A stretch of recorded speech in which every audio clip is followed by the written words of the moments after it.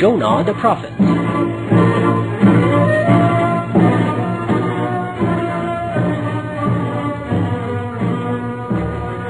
Through God's command, Jonah was appointed to be the prophet of the land of Nineveh, which was resided by idolaters. He invited these idolaters to worship the unique God, but they refused his invitation and said, "What are these words you're telling us? Our ancestors were worshipping these idols, and as we are the followers of our fathers, so we shall do the same." Jonah told them, "Refer to your own wisdom and see if these idols deserve to be worshipped." They replied, "You, Jonah, don't put yourself into this much trouble, and don't try in vain to invite us to your God, for we are neither afraid of your God's torment, nor do we believe in you and your God. Now do whatever you wish to." Jonah, who thought that he had fulfilled his mission and that his invitation did not have any effect, left the tribe without God's permission and set out for the desert. After Jonah had left, the signs of God's torment appeared among the people of the tribe. The sky went dark, and a terrible storm started, which caused the people of the tribe to realize what a great mistake they had made. Among the people of the tribe, there was a very wise and knowledgeable man who was kind and benevolent towards his people. Coming to know of the disaster expecting them, he called people and shouted, "Now these are the signs of God's torment."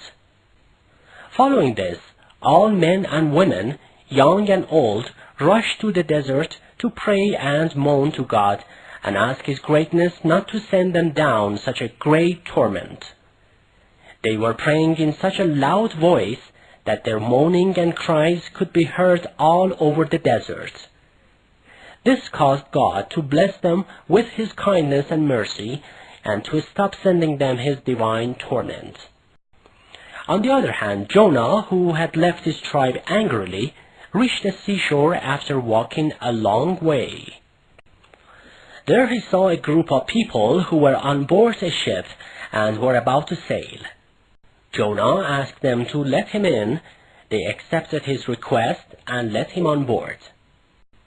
While they were sailing on the sea, a great storm started, and dreadful high waves began to strike the ship so hard that all the passengers were about to be thrown in the sea. So they decided to throw someone out into the sea by casting lots. The lot fell upon Jonah, but because Jonah was their guest and they had to respect him, the passengers cast the lot again.